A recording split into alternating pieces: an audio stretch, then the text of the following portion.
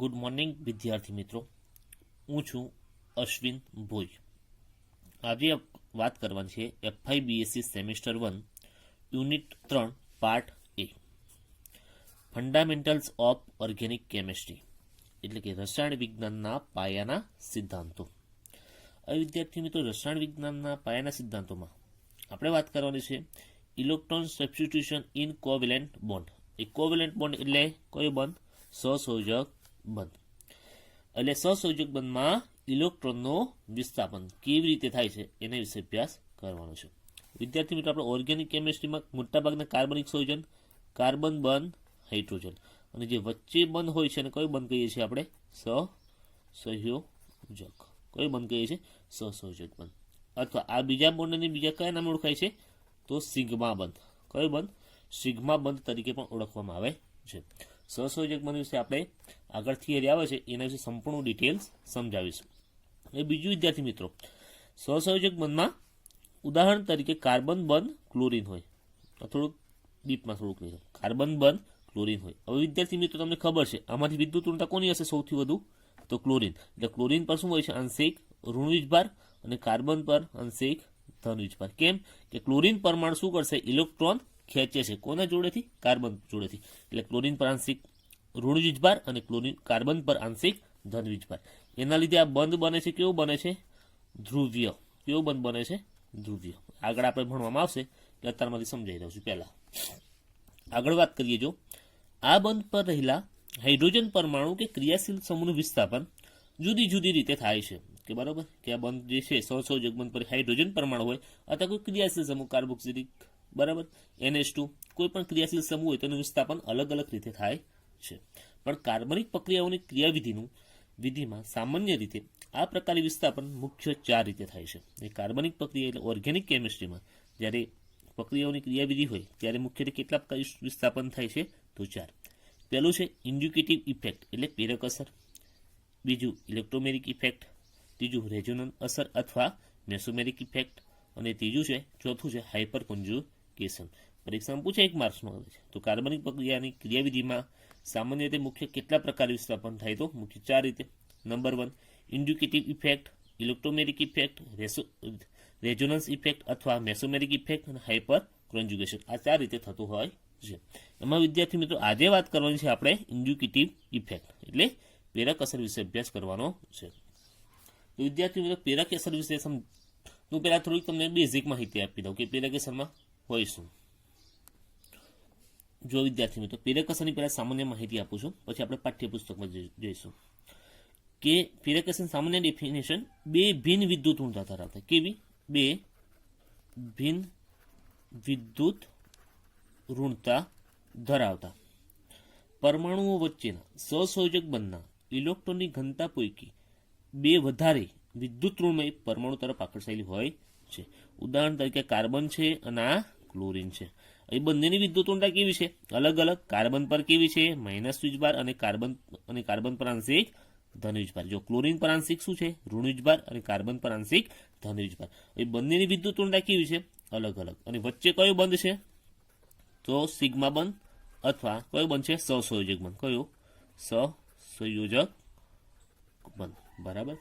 હવે સહસંયોજક બંધમાં હવે ઇલેક્ટ્રોનની ઘનતા બંને પૈકી વધુ વિદ્યુત ઋણ પરમાણુ કોણ છે? તો ક્લોરીન. કોણ છે? ક્લોરીન. હવે ક્લોરીન પરમાણુ તરફ શું થાય છે? ઇલેક્ટ્રોનનું સ્થળાંતર થતું હશે આ રીતે. કઈ થશે? ક્લોરીન પરમાણુ તરફ. અને આના લીધે જે અસર ઉત્પન્ન થાય એનું કહેવાય પ્રેરક અસર તરીકે ઓળખવામાં આવે છે. ચલો હવે ફરી ડેફિનેશન જોઈએ. 2 ભિન્ન વિદ્યુત ઋણતા ધરાવતા પરમાણુની અહીં લખું છું. 2 ભિન્ન વિદ્યુત ઋણ ધરાવતા એટલે કોણ? કાર્બન અને ક્લોરીન. બરાબર. જેમાં કાર્બન પર શું હશે? આંશિક ધન વીજભાર અને ક્લોરીન પર આંશિક ઋણ વીજભાર. બંનેની વિદ્યુત ઋણતા કેવી થઈ ગઈ? અલગ અલગ. એટલે 2 ભિન્ન વિદ્યુત ઋણતા ધરાવતા પરમાણુની વચ્ચેના સહસંયોજક બંધ. કાર્બન ક્લોરીન વચ્ચે બંધ કયો છે? તો સહસંયોજક. સહસંયોજક બંધના ઇલેક્ટ્રોનની ઘનતા 2 પૈકી વધારે વિદ્યુત ઋણમય પરમાણુ તરફ આકર્ષાયેલી હોય અને જેના લીધે જે અસર ઉત્પન્ન થાય એનું કહેવાય પ્રેરક અસર. હવે કાર્બન અને ક્લોરીન એમાંથી સૌથી વધુ વિદ્યુત ઋણતા ઇલેક્ટ્રોન ખેંચવાની ક્ષમતા કોને જોડે છે? તો ક્લોરીન. એટલે ઇલેક્ટ્રોન કઈ ખેંચાશે? તો ક્લોરીન તરફ. અને જેના લીધે જે અસર ઉત્પન્ન થાય એનું કહેવાય પ્રેરક અસર. હવે વિદ્યાર્થી મિત્રો, પ્રેરક અસરને અભ્યાસ કરતા પહેલા કેટલાક અગત્યના મુદ્દા જોઈએ. આગળ વાત કરી કે પ્રેરક અસરમાં જે બંધ બને એક સહસંયોજક અને બીજો કયો બને છે? ધ્રુવીય બંધ. ધ્રુવીય બંધમાં આંશિક ધન વીજભારને ડેલ્ટા પ્લસ વડે દર્શાવવામાં આવે છે અને આંશિક ઋણ વીજભારને ડેલ્ટા માઇનસ વડે દર્શાવવામાં આવે છે. ફરી એક વખત, ધ્રુવીય બંધમાં આંશિક ધન વીજભાર છે એને શું? ડેલ્ટા પ્લસ વડે દર્શાવવામાં આવે છે અને આંશિક ઋણ વીજભારને ડેલ માઇનસ વડે દર્શાવવામાં આવે છે. ખાસ યાદ રાખવાનું, ડેલ્ટા પ્લસ એટલે વધારે પ્રમાણમાં આંશિક ધન વીજભાર ધરાવે છે. માત્ર ખાલી ડેલ્ટા પ્લસ હોય આ રીતે, તો આની જોડે જે વીજભાર હશે ધન વીજભાર આંશિક, એ કેવું હશે? સૌથી વધુ હશે. જ્યારે ડબલ ડીલ પ્લસ કે ટ્રિપલ ડીલ પ્લસ એટલે કે શું છે? આંશિક ધન વીજભાર ધરાવે છે. જે ડેલ્ટા પ્લસ કરતાં કેવું હશે? ઓછું હશે. કોનો? તો ડબલ ડેલ્ટા પ્લસ અને ટ્રિપલ ડેલ્ટા પ્લસનો જે ધન વીજભાર છે એ કેવો હશે? ખૂબ જ ઓછો હશે. પ્રેરક અસરને સહસંયોજક બંધ અને વચ્ચે તીર વડે, આ રીતે સહસંયોજક બંધ દર્શાવવાનો અને વચ્ચે તીર, એટલે આ કોની નિશાની છે? પ્રેરક અસરની છે.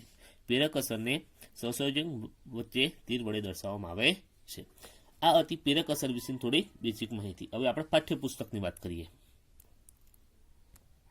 અને બીજું વિદ્યાર્થી મિત્રો, પ્રેરક અસર છે ને, પ્રેરક અસર એ વધુમાં વધુ 3 કાર્બન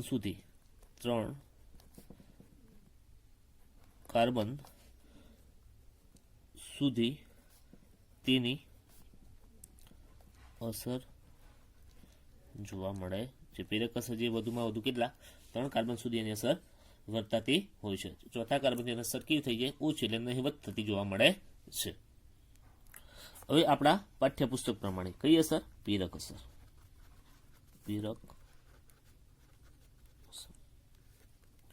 ઇંગ્લિશ નામ છે એનું ઇન્ડિકેટિવ ઇફેક્ટ.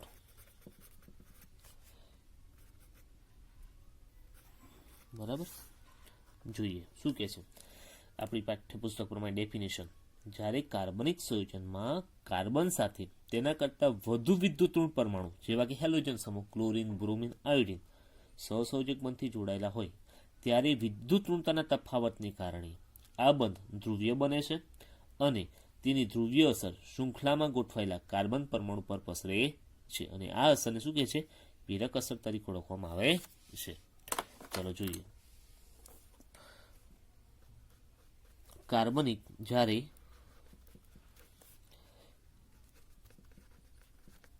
કાર્બનિક સંયોજનોમાં કાર્બન સાથે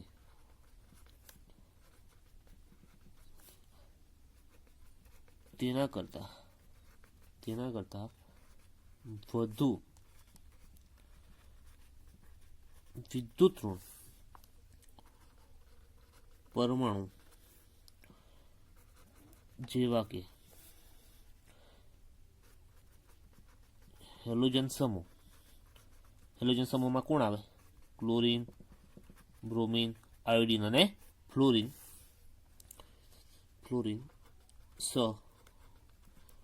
સહસંયોજક બંધથી જોડાયેલા હોય ત્યારે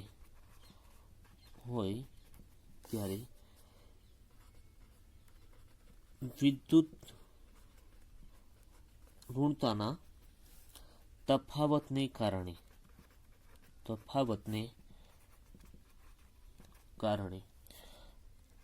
આ બંધ કેવો બને છે? ધ્રુવીય બને છે અને તેની ધ્રુવીય અસર શૃંખલામાં ગોઠવાયેલા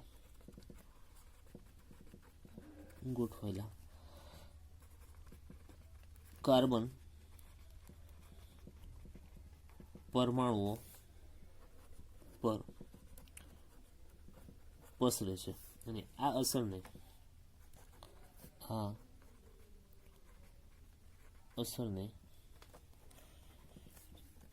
પ્રેરક અસર કહે છે. બરાબર, શું કહે છે કે જ્યારે કાર્બનિક સંયોજનમાં કાર્બન સાથે તેના કરતાં વધુ વિદ્યુત ઋણ પરમાણુ, એટલે મેં દર્શાવ્યું કાર્બન સાથે ક્લોરીન, બ્રોમિન, આયોડિન, એની વિદ્યુત ઋણતા ઇલેક્ટ્રોન ખેંચવાની કેવી વધુ હોય, કરતાં વધુ વિદ્યુત ઋણ પરમાણુ જેવા કે હેલોજન સમૂહ સહસંયોજક બંધથી જોડાયેલા હોય ત્યારે વિદ્યુત ઋણતાનો શું થાય છે? તફાવત. અને આ તફાવતને કારણે બંધ કેવું બને છે? ધ્રુવીય. અને આ ધ્રુવીય અસર શૃંખલામાં ગોઠવાયેલા કાર્બન પરમાણુ પર પસરે છે. કાર્બન ક્લોરીન વચ્ચે નહીં, પણ તેની બાજુ જે કાર્બન આવ્યો એના પર પણ એ અનુભવાય છે. અને જેના લીધે જે અસર ઉત્પન્ન થાય છે તેને પ્રેરક અસર તરીકે ઓળખવામાં આવે છે. અને પ્રેરક અસરને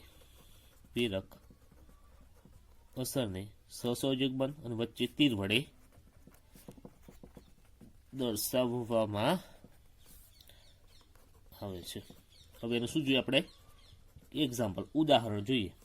બુકમાં આપ્યું છે પ્રોપાઇલ અસરમાં આપણે ઉદાહરણની વાત કરીએ. સાદું લેવાનું છે પ્રોપાઇલ ક્લોરાઇડ. બંધારણીય સૂત્ર દોરું છું પ્રોપાઇલ ક્લોરાઇડનું.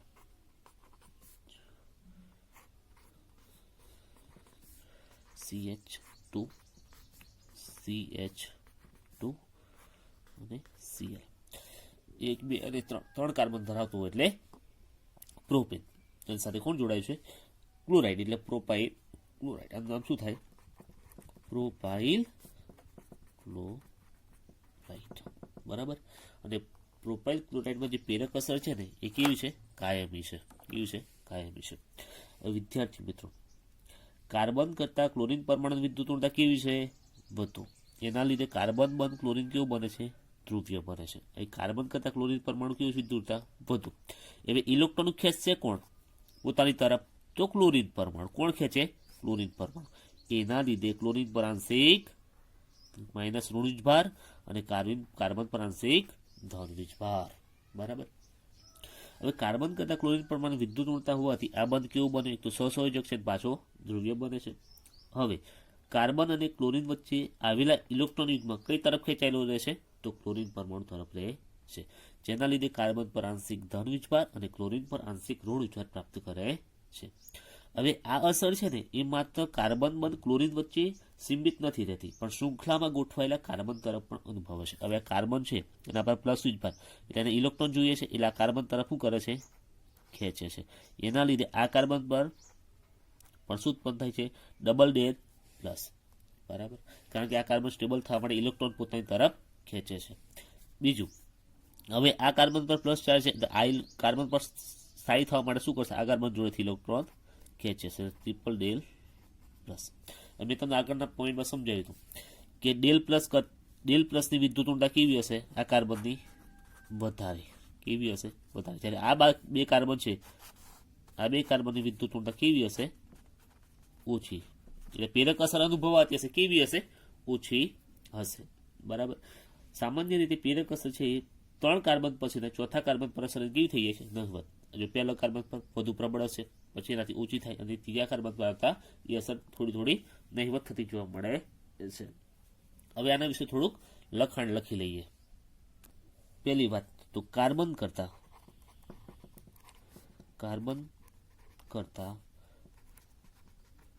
ક્લોરીન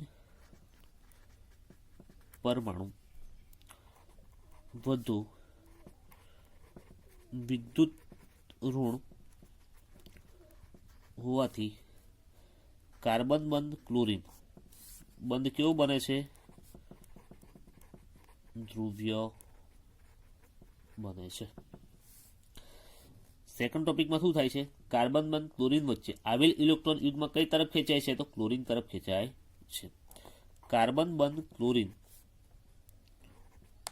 વચ્ચે આવેલા ઇલેક્ટ્રોન યુગ્મ કઈ ખેંચાય છે? તો ક્લોરીન પરમાણુ તરફ ખેંચાયેલા રહે છે. આપણે જોયું ને ઇલેક્ટ્રોન શું કરે છે? કાર્બનથી ક્લોરીન પોતાની તરફ ખેંચે છે. પરિણામે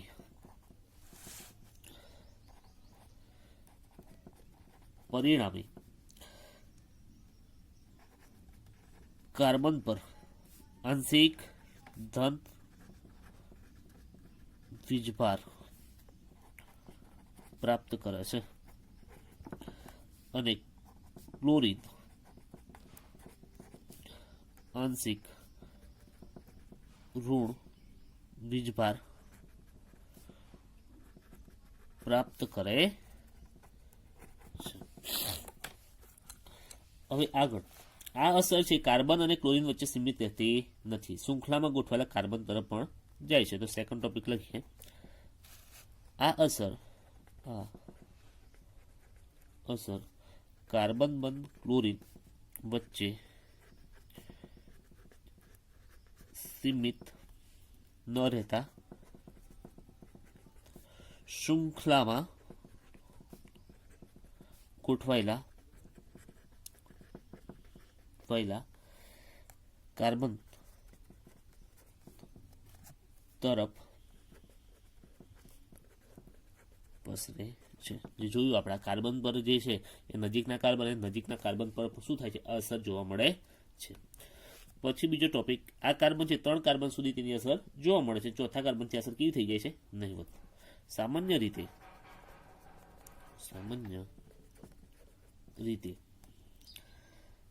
3 કાર્બન પછીના એટલે ત્રીજા કાર્બન